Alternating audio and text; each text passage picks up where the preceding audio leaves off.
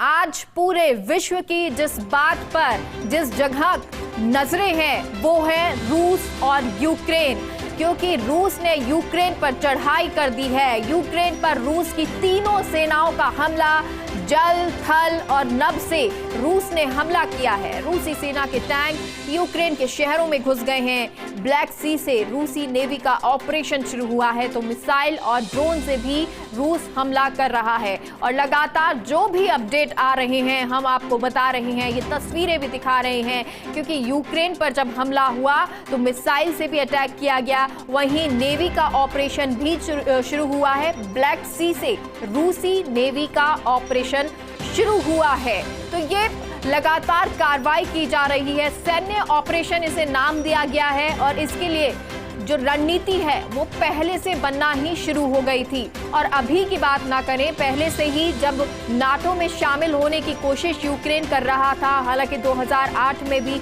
उसको ऑफर किया गया था कि नाटो में शामिल हो जाए, लेकिन उस वक्त ये शामिल नहीं हो पाया था। और एक बार फिर से जब नाटो में शामिल होने की बारी आई तो ये रूस को नागवार गुजरा, उसे नहीं ये पसंद आया कि जो यूक्रेन है वो नाटो में शामिल हो, और उसकी भी कई वजह हैं।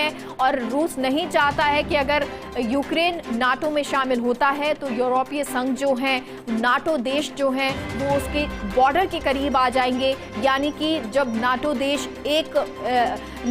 होते हैं, जो संघ होता है, अगर किसी पे हमला किया जाए तो और सभी जो सैनिक होते हैं या जो और देश होते हैं वो सभी अपने ऊपर हमला समझते हैं, यानी नाटो देश अपने ऊपर हमला समझते हैं और फिर सैन्य कार्रवाई की जाती है जिस देश ने युद्ध छेड़ा हो या जिस देश से लड़ाई नाटो देश की हो।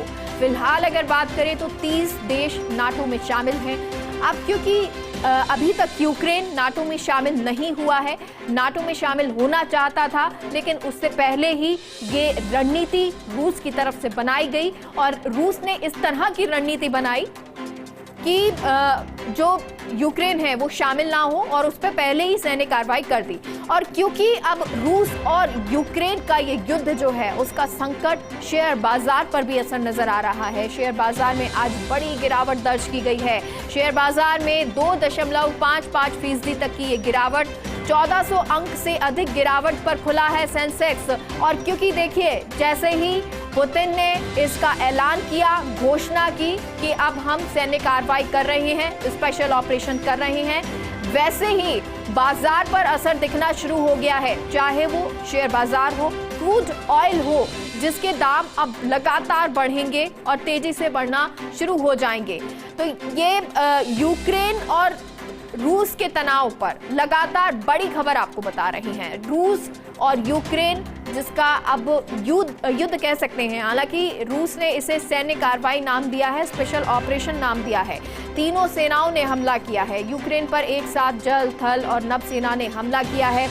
रूस ने यूक्रेन में 13 जगहों पर एक साथ हमला किया, क्योंकि अभी कुछ देर पहले जो अपडेट आ रहा था उसमें 4 जगहों पर मिसाइल से अटैक किया गया था, और अब अपडेट ये है कि 13 जगह ऐसी जहां पर हमला किया गया है। रूस ने ड्रोन और मिसाइल से हमले किए हैं। यूक्रेन में मानव रहित ड्रोन से हमले लगातार जारी हैं और यूक्रेन के जो हिस्से हैं, जो शहर हैं, वो बढ़ते जा रहे हैं जहां पर रूस हमला कर रहा है। अभी तक 4 थे, फिर 6 हुए, अब 13 ऐसी जगह हैं जहां पर हमले हुए हैं। यूक्रेन हालांकि इस बात को पहले से समझ रहा था कि रूस जो है वो हमला करेगा। उसने पहले भी ये विश्व को बताया, जब ये कहा गया कि रूस अब पीछे हटेगा, तब यूक्रेन ने कहा कि हमारे बॉर्डर पर अभी भी रूसी सैनिक तैनात हैं। 2 लाख के करीब जो रूसी सैनिक हैं वो अभी भी हमारे बॉर्डर पर तैनात हैं, और रणनीति लगातार बनाई जा रही है। अमेरिका ने भी चेताया यूक्रेन को कि जो रूस है वो दिन तय कर चुका है कि कब उसको युद्ध करना है, उसके लिए वो रणनीति बना रहा है। सैन्य उपकरण जो है